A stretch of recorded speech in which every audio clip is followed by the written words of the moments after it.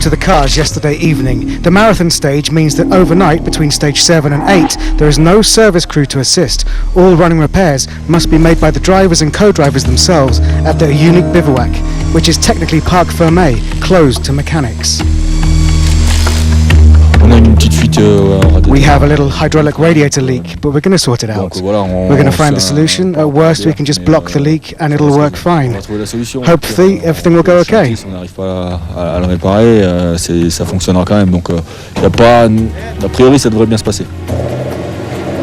Teammates often work together, sharing parts and knowledge.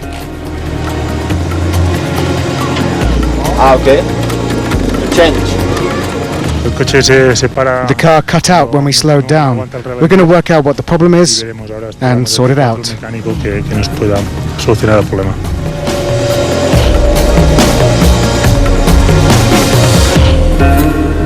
And so to Tuesday morning and fresh preparations at the start line of stage 8.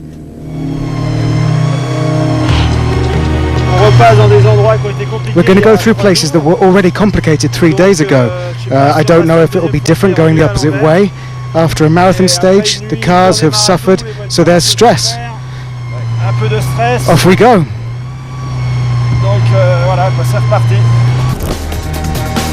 So, still starting in Bolivia.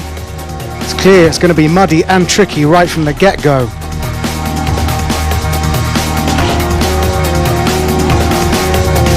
The first casualty at these high altitudes is Eric Bernard, his buggy on its side after only 22 kilometers.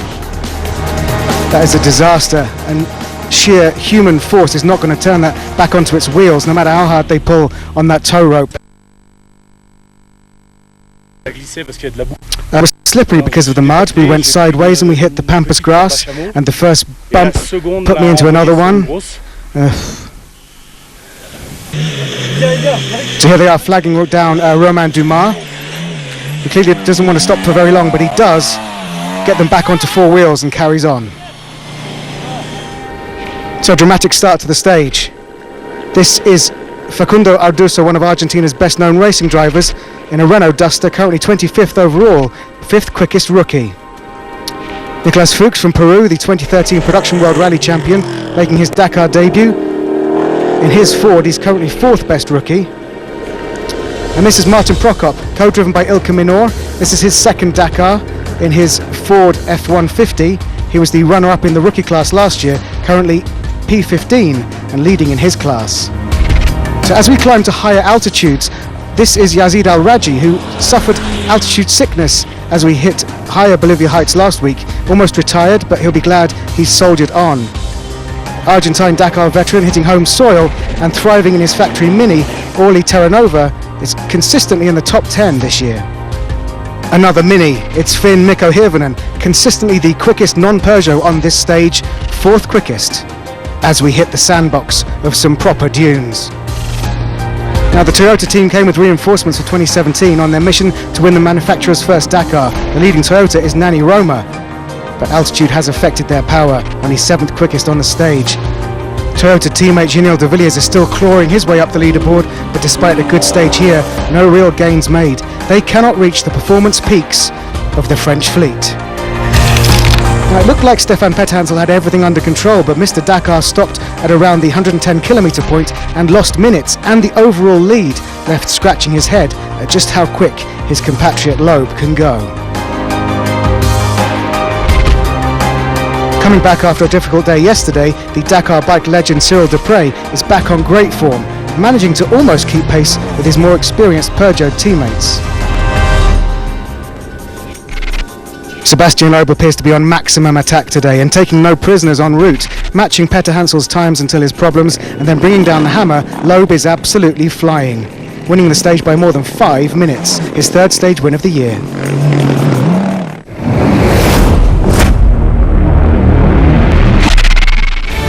And so to the awesome trucks. This is Hans Stacey, one of the most successful Dakar truck drivers ever, with 18 stage wins and 2007 overall victory. He is the cousin of Gerard Deroy in 7th after stage 7.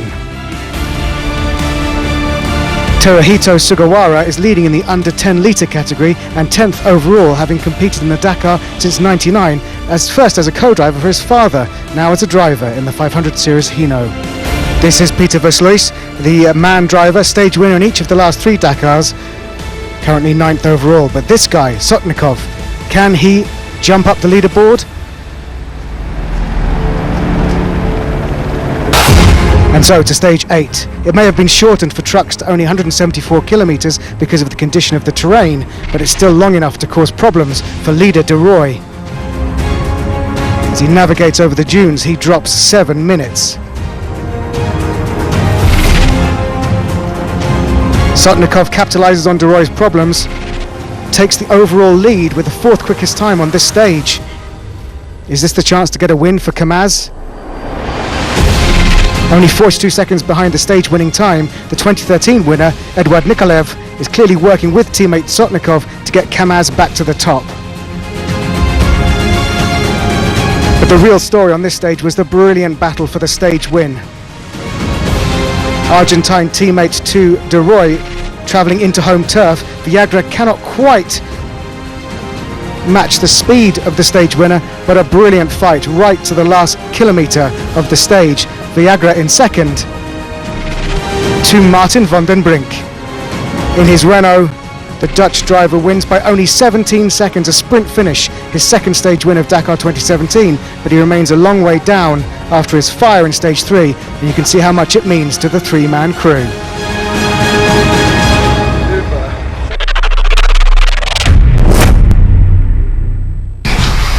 Time to go racing. Want to sleep. I want to sleep. So at least like 12 hours.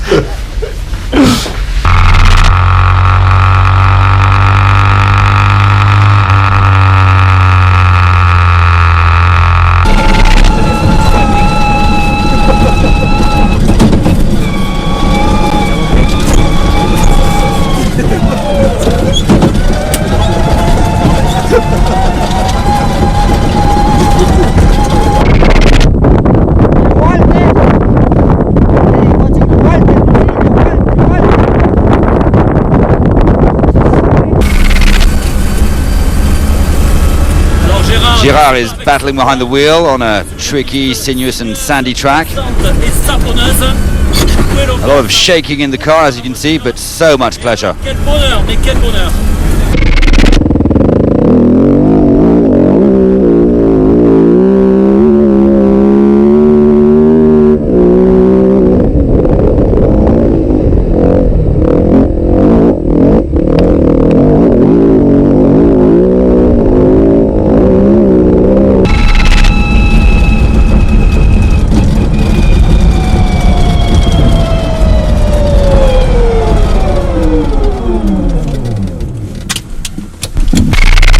We also broke the rear transmission. It's somewhere around here. Normally there's a bar here. Well, I don't know where it is now. Et ben là, je sais pas où elle est. Voilà. I am absolutely frozen.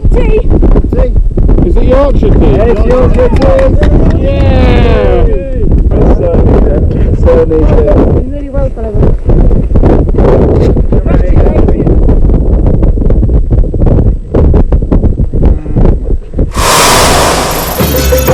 The Odyssey continues, and tomorrow is a huge day. Nearly 1,000 kilometres to cover, over 400 of which is competitive stage, and it's mostly off-road sections, so navigation will be crucial on the long descent from Salta to Chilecito.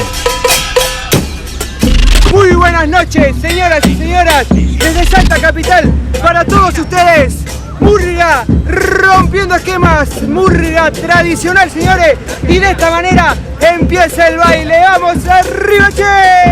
Having crossed the border from Bolivia, in the very northwest of Argentina, at the foothills of the Andes, is Salta. Known as Salta la Linda, Salta the Beautiful, it has the perfect tourist-friendly mix of gorgeous architecture and picturesque landscapes. Built as an outpost between Peru and Buenos Aires in the 16th century, it is one of the most European-looking cities in Argentina, thanks to the ancient Spanish influence. Adios from Salta. Join us tomorrow as Dakar 2017 continues.